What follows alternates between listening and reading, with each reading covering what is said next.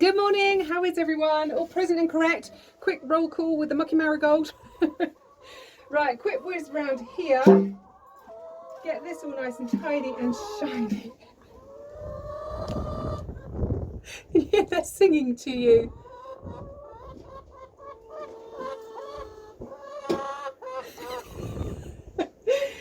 Yeah, they can't really hold a tune very well, bless them. That's Johnny off. He's off to the accountant to take in my accounts, my mum's accounts and his accounts. So I kind of wanted to go with him, but we figured it probably wasn't allowed. So another very changeable day down here. Lots of rain, lots of sun. Currently sun, who knows? 7 today.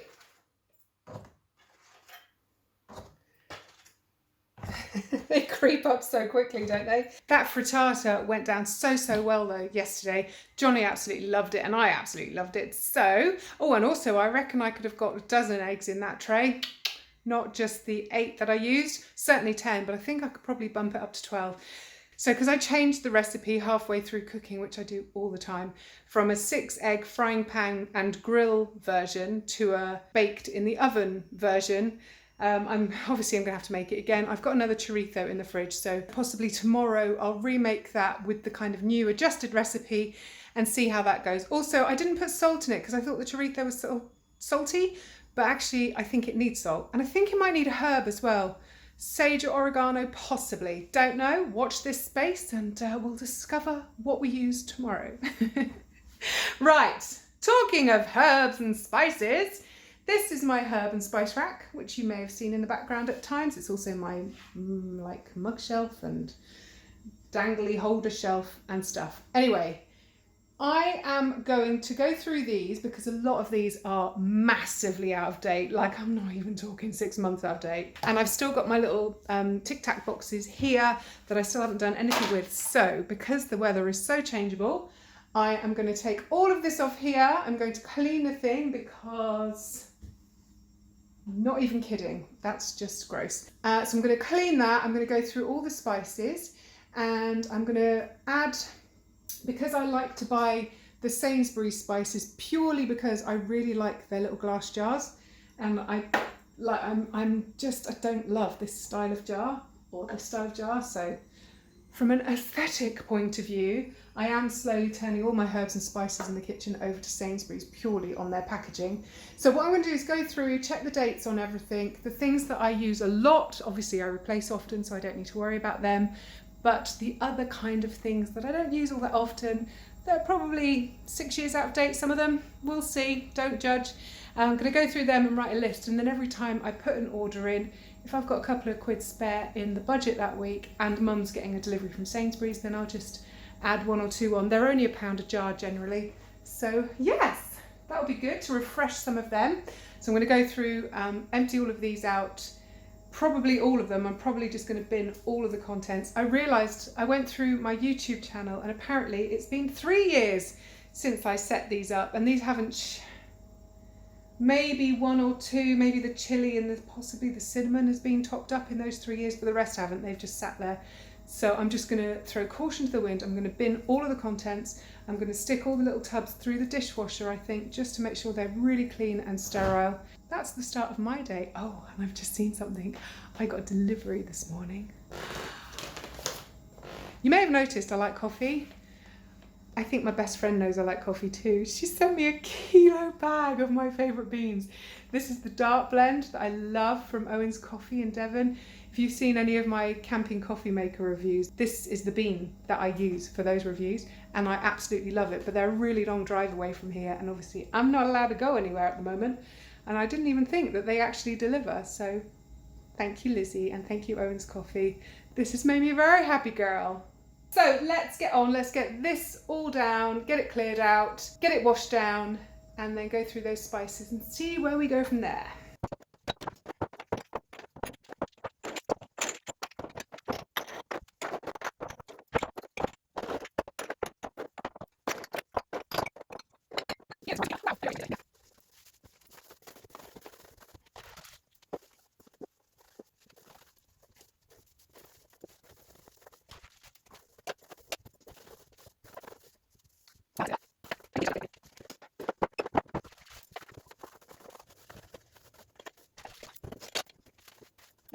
Wowee, I had no idea I had so many spices, which is really dumb because I stare at that thing every day, but like, holy cow, that's a lot.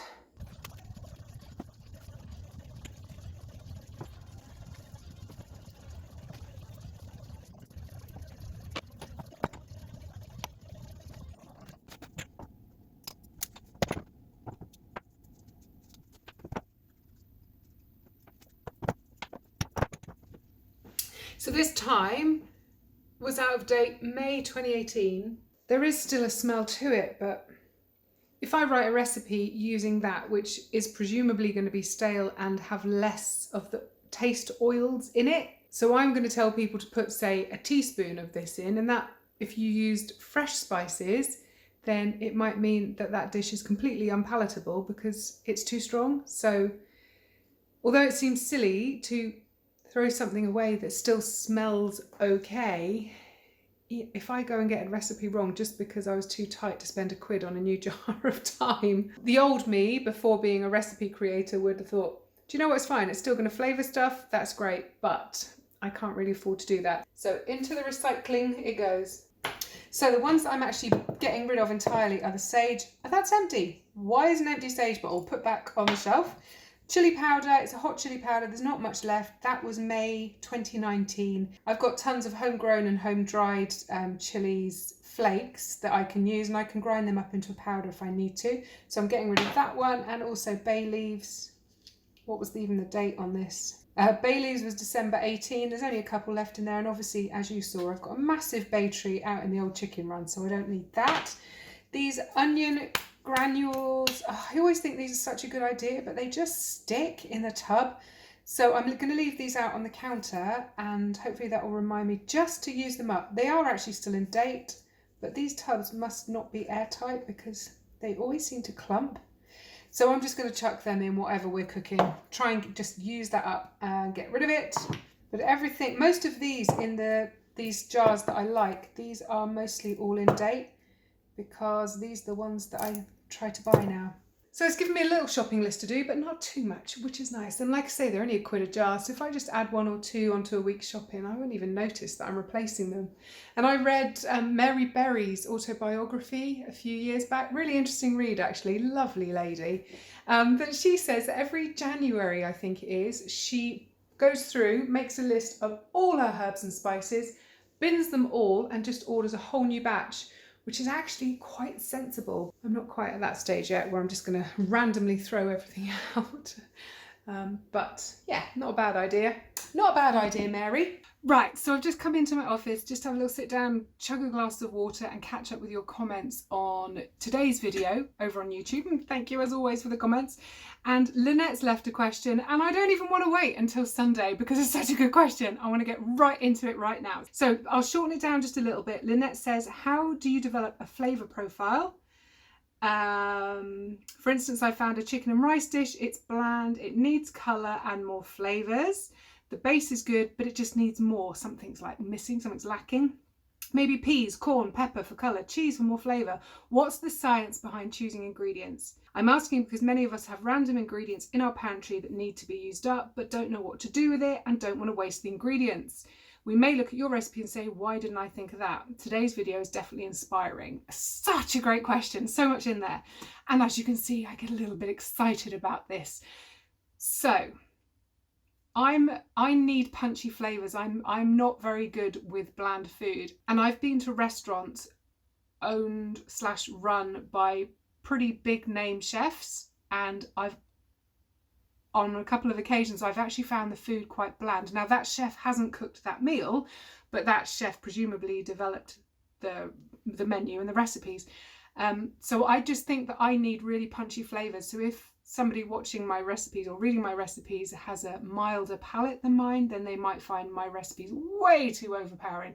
But for me, it's all about flavour. So what I do is I have that whole mental chatter with myself that I was saying yesterday.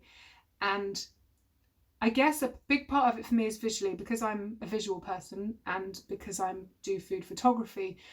First of all, I'm thinking about the colours. So colour is a really good one. And do you remember we spoke about the colour wheel a few weeks back?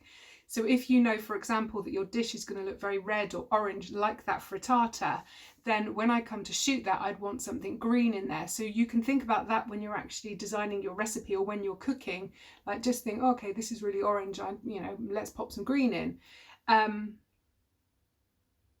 So colour is a really good thing, but when it comes to taste or flavour, I chuck a load of ingredients in and then I taste a lot as I go along. So I take a taste and I close my eyes and I try and register what's going on in my mouth. Is it too hot, spicy hot? Is it too bland? Does it feel empty or thin? I'm trying to find a negative to what is going on in my mouth. And from that's the starting point for then building on that recipe. So if you're saying that it's bland, the first thing I would think of is salt. Have I put any salt in? Have I put enough salt in? Obviously you don't want to make food too salty, and too much salt is not good for you, but that would be my first thing. Bland always triggers the thought of salt in my mind.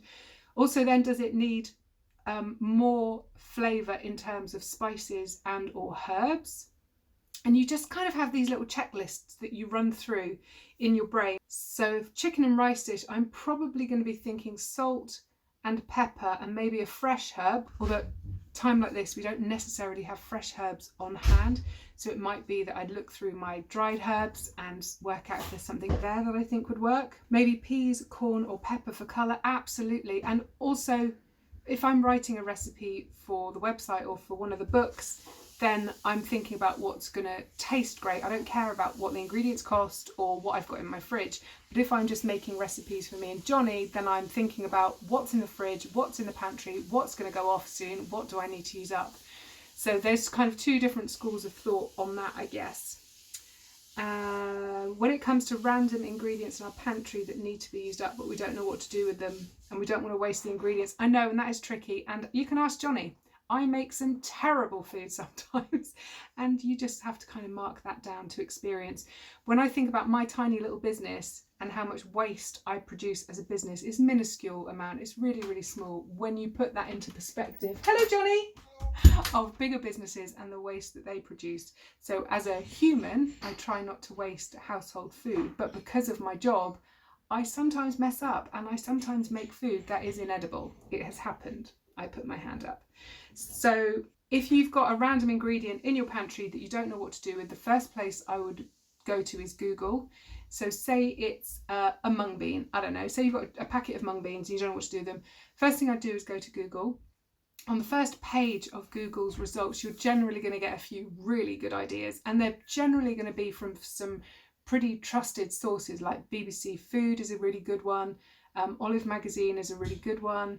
Those brands, you know that they test their recipes multiple times before they put a recipe out. America's Test Kitchen, I'm pretty sure that they do the same. They do multiple testings per recipe too. So you know that you're going to get somewhere relatively tasty with that. And you'll be able to use that information, not necessarily to use that recipe, but get an idea of how they use it and what they use it with. And then if I'm really stuck, or if I'm working with an ingredient that is new to me, or very often I just make the same thing. Like I get chorizo and I always make the same thing with it, for example. So sometimes I need to really break out of my own habits. And that is where I bring in my secret assistant. This book is incredible. If you're into food, if you're into flavours, if you've got any interest in whatsoever in developing recipes, then try and get hold of a copy of this.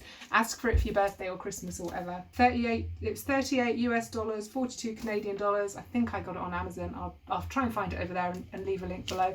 And I've had this one a few years, so there might even be an updated version of it. This is incredible. So if a client says to me that they want me to write a recipe using kiwi fruit, I don't know, then I just flip through here and it's like oh my God, I've literally just opened up the page to kiwi fruit. How weird is that?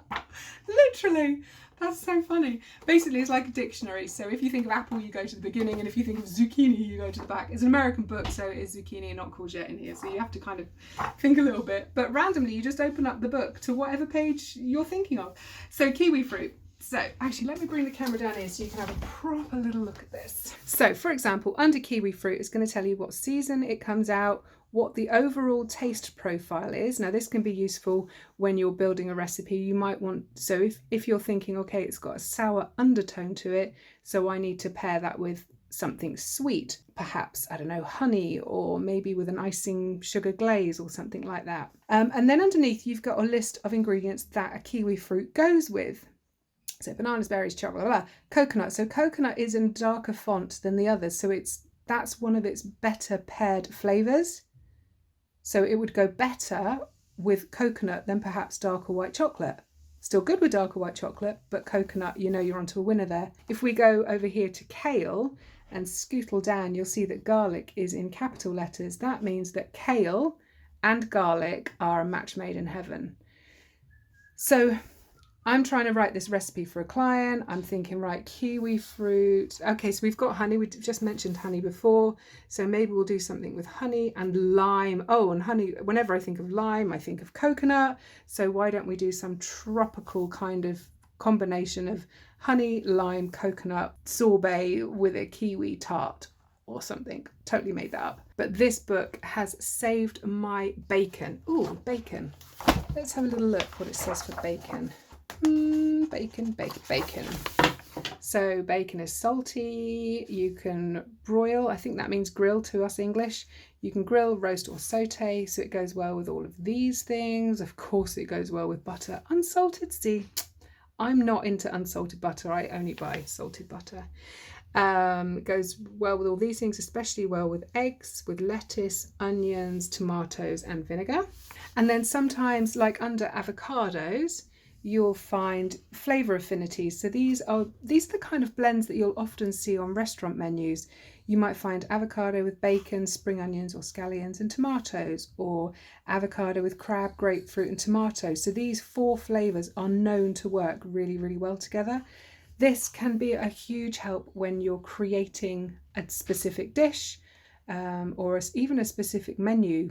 And then also they have these brilliant little snippets in here where they have interviewed chefs from around the globe on a certain ingredient. So banana in dessert is an instant sell. Everyone loves caramelized bananas. I'd agree with that personally. And you get some brilliant little tips from these snippets. Very, very useful. So, Lynette, I hope that's answered your question and thank you for such an awesome one. I really enjoyed answering that. It's a topic that I completely geek out on. To keep it very short, put the base of the food that you've made, put it in your mouth, close your eyes and just think what's missing. Think what's too overpowering, and then what can you add in, because obviously you can't take anything out at this point, but what can you add in that would counteract that or balance it out? And have lots and lots of fun with it, because it is so fun. And there's no rules, and I'm terrible at reading other people's recipes. I'm really, like, my brain doesn't do reading recipes, and I think that's why I ended up writing them, because I find it so difficult to read and follow someone else's recipe. Whereas Johnny, he's the opposite, complete opposite end. He has to follow a step by step if he's trying something new, and that's fine. Just means that we're all very, very different in the way that we approach this. But I would say don't be scared. Don't worry about it. If you say you make a batch of soup and it's really hideous and nobody in the family wants to eat it, but you know that there's some great ingredients in there, then perhaps just freeze it in small portions and use it as a stock, as a base for another soup that you make. Like, you can't go wrong with it. There's very few final dishes that can't be saved or remade into something else, so that those ingredients get completely wasted, unless they get burnt. And hey, that happens to us all.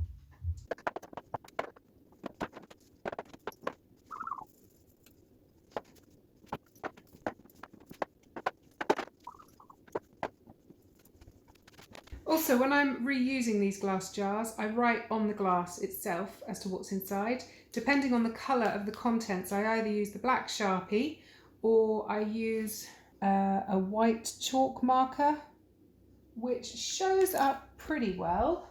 And that's them both there. They show up pretty well.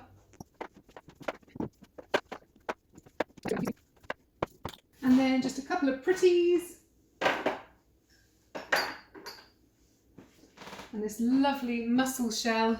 I think they're so beautiful, so I like to stick that up there too.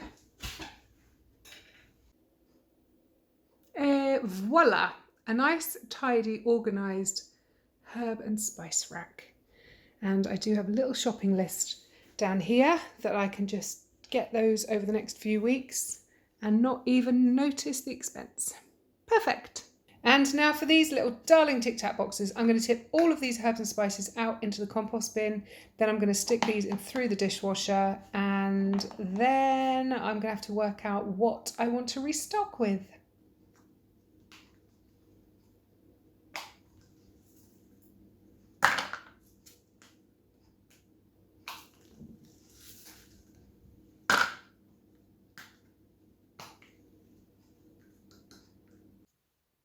Here's today's dinner getting prepped. So we've got our green beans, Brussels sprouts and radishes. I'm going to roast all three of those along with those delicious chipolatas from our local butchers. And that sheet pan meal is going to be just awesome. I cannot wait. I've actually got Johnny one of his cottage pies out of the freezer, which is defrosting over here on the draining board. And I'm pretty sure he's not going to want to eat that when he sees that little lot. So he might have the cottage pie tomorrow night for tea. If you've never roasted radishes before, give it a go. It's so delicious. Really good. Oh, and I was going to ask you a lot of questions. You know how you guys got my fridge clean? What do you reckon about this pan? I realised as I was editing yesterday's video that the enamel pan, I don't think it was this one, it was a smaller one, looked really dirty. It's not dirt, it is clean, I promise. It goes through the dishwasher, it gets scrubbed with a scourer, but it's an old vintage enamel pan.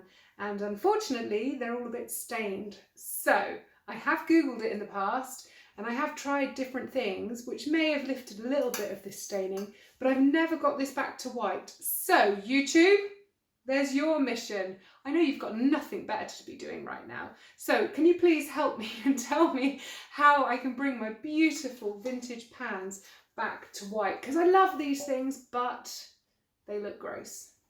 It's true. So I'm going to leave you guys with that one.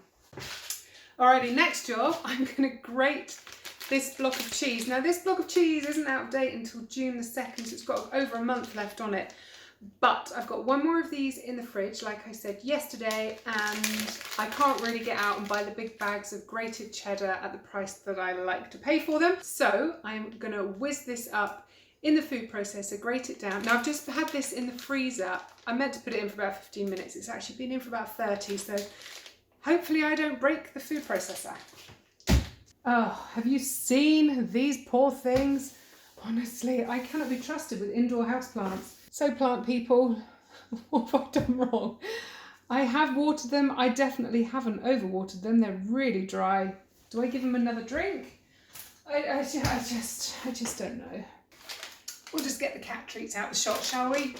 Okay, that's my food processor set up. That's my cheese quartered into lumps. It's not frozen solid, it is pretty cold though, which is good, that's what we want. And the reason I stuck it in the freezer was just so it holds together better and hopefully it will just grate easier. Now it is always a toss-up whether it's actually worth dirtying a food processor or just grate something by hand. It definitely makes light work of the grating part, but the cleanup is a little bit of a pain.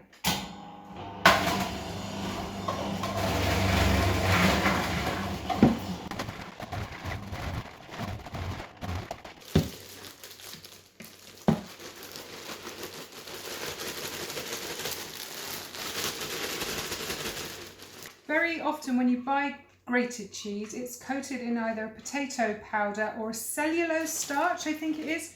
You don't need to coat your cheese in anything to freeze it. This works perfectly well. The reason they do that is because they're mass producing on a huge scale and it's just easier and quicker for them to coat each piece of cheese in a small amount of powder because it will stop it sticking. So long as you've got room in your freezer that you can give this space to breathe as it freezes, you won't need to bother doing that. Put it on a tray in the freezer just to give it as much room as possible, and then hopefully all those little bits of cheese will freeze individually and we could break up any small lumps that do happen, and that'll be really easy to just grab a handful of the cheese as and when we need it. Now I figure I'm going to have to introduce you to our farm freezers at some point in time, so we may as well make that today. Now do me a favour, I'm showing you these freezers out of friendship. Do not judge. These are called farm freezers. They're in a barn, literally in a workshop. They're very, very old. These two especially. These are Dexter Freezers. Has anyone seen Dexter? Best series ever. So these are our two Dexter Freezers. This is where we put the cows that we buy and the sheep that we buy. There are no dead bodies in there, I promise. So this is one of them, and actually this is looking pretty empty at the moment, which is good. We've got two of them. They're, like I say, they're both incredibly old, and we are nervous at some point one of them will give up the ghost.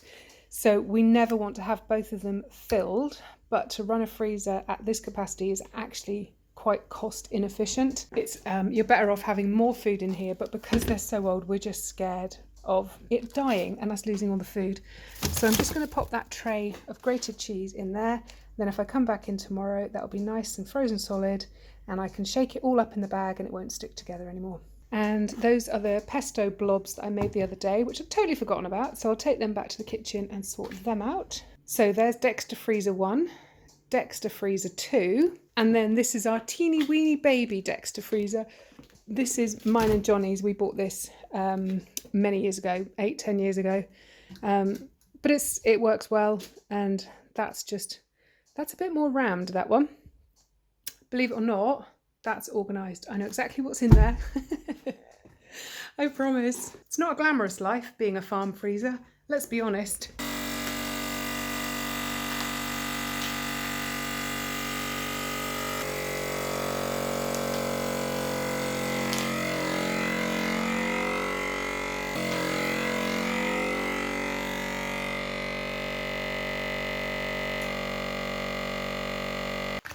And as always, don't forget to label, otherwise you know what will happen in 6 months' time. You'll pull this weird looking thing out the freezer and go, what the hell? Right, so now I'm going to go and bury those three in the farm freezer and try really, really hard to forget about them. So, more freezer drama next. So this fridge freezer in the kitchen has been leaking. Every now and then we get a little puddle and we weren't quite sure why. Johnny has now discovered he thinks that it means that there's an ice blockage in a filter or something. So apparently I need to defrost this freezer, which is a real pain, but there we go.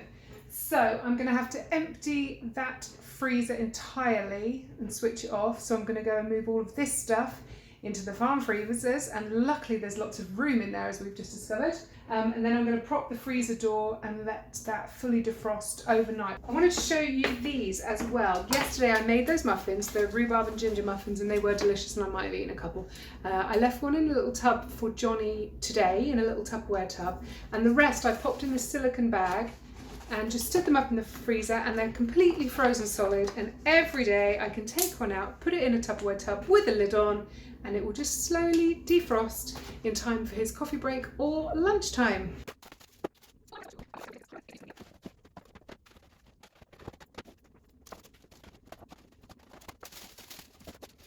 Okay, there's my very colourful dinner going in. Oh, I've just realised I forgot to put the beans in. Oh, they're not going to fit, are they? I might need to get another pan out to do the beans. Or maybe I'll have them tomorrow. Yeah, we'll have them tomorrow. That just looks too pretty and colourful, huh? Kind of looks like Christmas. Weird. Anyway, that's dinner sorted. So that's it, friends. I'm going to sign off for now. I hope you've enjoyed the video. Please whack the thumbs up if you have. Also, have you subscribed? No, seriously. Have you subscribed? You probably do need to subscribe to this channel because, like, all the cool kids do. Beautiful people, keep smiling, look after each other, and I'll catch up with you in tomorrow's video. Over and out.